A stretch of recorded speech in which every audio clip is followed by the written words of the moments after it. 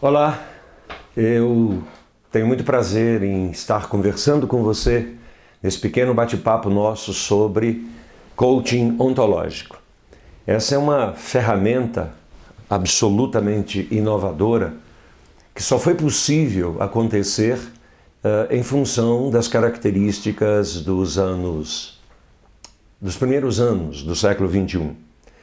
Entende-se que para o século passado muitas coisas surgiram, muitas coisas foram possíveis, mas o grande desafio que nós temos é que o coach surge com força, com vigor, dadas as circunstâncias que nós estamos vivendo no século XXI, criadas a partir dos elementos do conhecimento científico humano sobre as nossas relações, sobre os nossos processos, a partir de tudo aquilo que foi feito no século XX.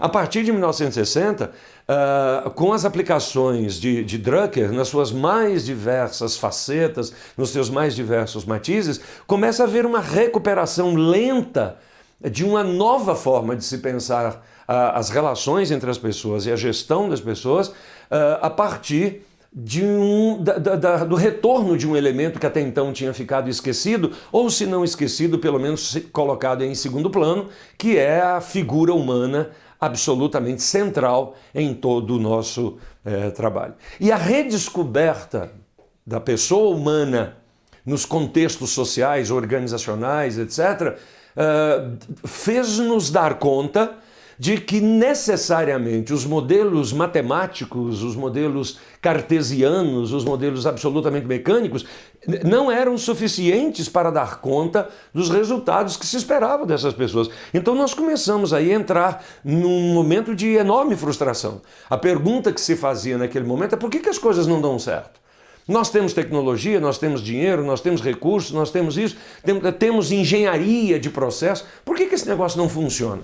E aí começamos a descobrir uma coisa interessantíssima. O ser humano, que até então ou tinha sido super idealizado, ou agora o ser humano estava numa dimensão de subjugo a essas questões tecnológicas do mundo contemporâneo. E é exatamente nesse contexto em que Peter Drucker ressuscita a ideia do homem como ponto central, que surge a figura do coaching, mais especificamente a figura do coaching ontológico.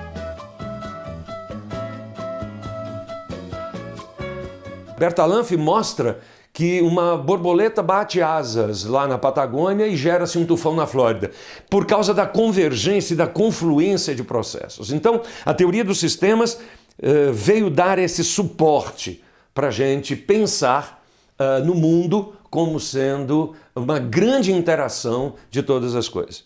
Então temos aí o primeiro ponto, que é o ponto Teoria Geral dos Sistemas, de Ludwig von Bertalanffy. A teoria ontológica assume que o futuro só existe a partir da interpretação do observador.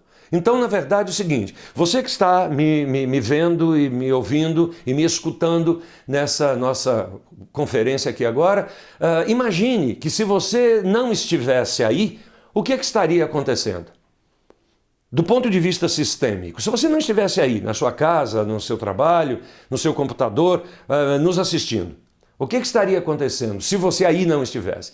A tendência natural nossa é dizer o seguinte: bom, se eu não estivesse aqui, estaria acontecendo a mesma coisa, só que eu não estaria aqui. Não. Se você não estivesse aí, estaria acontecendo outra coisa, não esta coisa que está acontecendo agora. Se você não estivesse aí, você estaria em outro lugar interferindo em outros níveis dos sistemas e muito provavelmente as consequências disso seriam outras as consequências que não aquelas que nós efetivamente teremos porque estamos tendo essa nossa conversa, essa nossa relação. Então, nós começamos a entender a partir desse segundo elemento. Lembre, o primeiro momento é a teoria geral dos sistemas, o segundo momento é a teoria filosófica da ontologia. O observador, ao observar o sistema, dá um certo sentido para ele. E ao dar a esse sentido, a esse universo, esse sentido, ele cria um futuro consequente dessa interpretação que ele faz.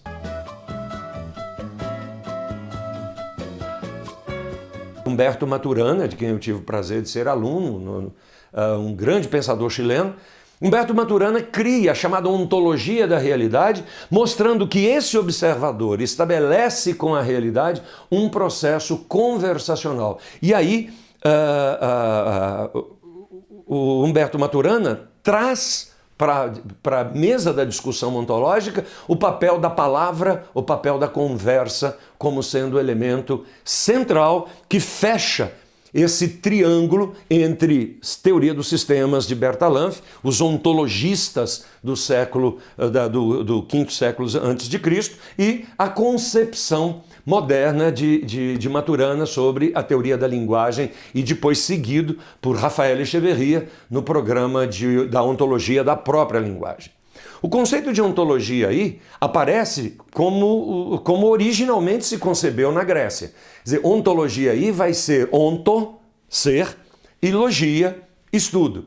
Quando a gente junta esses três vértices, portanto, os sistemas, a ontologia e a teoria da conversa e a teoria ontológica da linguagem, a gente começa a perguntar assim: por que você é o que você é? Em outras palavras, por que você se tornou em quem você se tornou?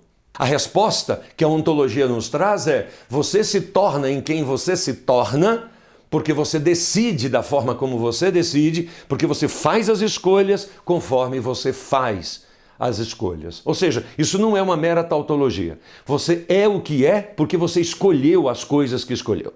Ora, se você tivesse feito outras escolhas, muito provavelmente você seria outra pessoa, ou as coisas que estariam acontecendo com você seriam outras. Portanto, três coisas: a ontologia da linguagem, a teoria dos sistemas e a teoria conversacional.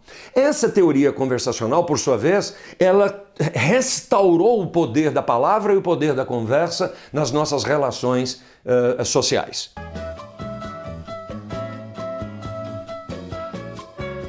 Portanto, o coach ontológico restaurou, a partir desses princípios, a ideia de que você não somente é aquilo que você escolhe, você não somente toma as decisões que toma porque você é quem você é, mas você faz com que as coisas aconteçam a partir da palavra que você fala.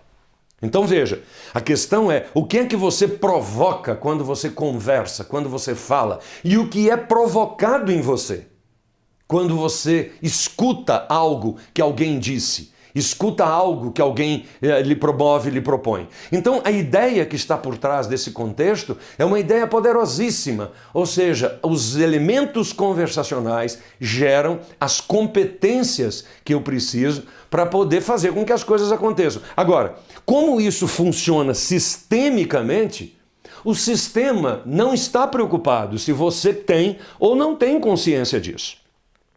Então, se você toma uma decisão, faz uma declaração, estabelece qualquer relação com o mundo da qual você não tenha consciência, as consequências disso vão acontecer mesmo que você não tenha consciência disso.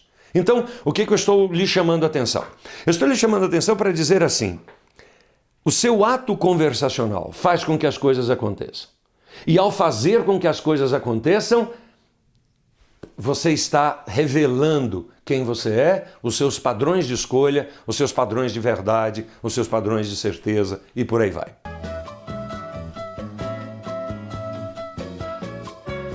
Nós somos seres emocionais que usamos a razão para justificar as escolhas que já fizemos.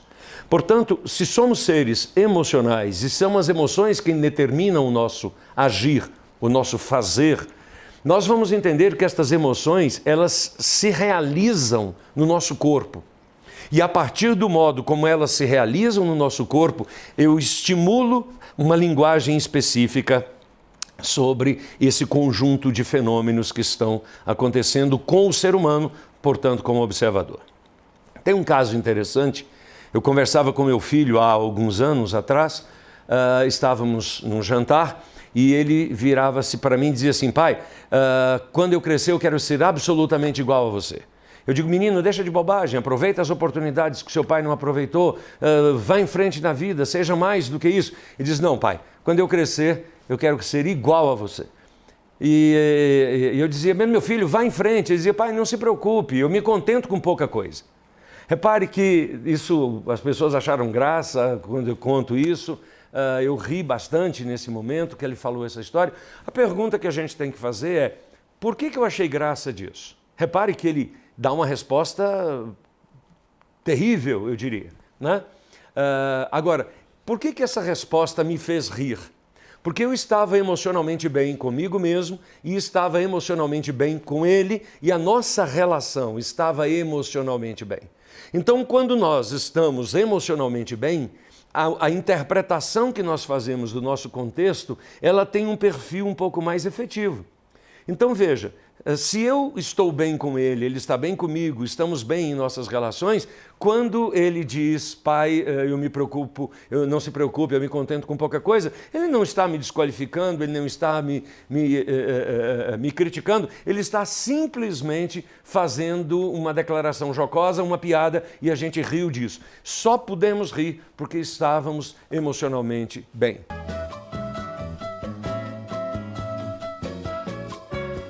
Achamos que essa loucura que a gente vive é normal. E eu quero lhe garantir que não é. O que é normal na nossa vida é estarmos num estado tal de felicidade, de contemplação, de relacionamento, de realização, que faça da vida um lugar e um momento absolutamente inesquecíveis. Não porque serão eternos, mas porque serão profundamente significativos em cada momento da nossa vida. É isso que o coach ontológico faz, é isso que ele promove dentro de uma profunda técnica, dentro de um profundo conhecimento da realidade. Espero que você tenha gostado disso e qualquer coisa estou à sua disposição sempre. Você vai ver nos créditos aí o nome da empresa, os nossos sites, nos acesse, passe e-mail, converse conosco, entre na nossa rede. Eu quero ter um imenso prazer de conversar com você, responder as suas perguntas, resolver as suas dúvidas, e estou aqui a seu serviço. Um grande beijo, estamos juntos. Tchau!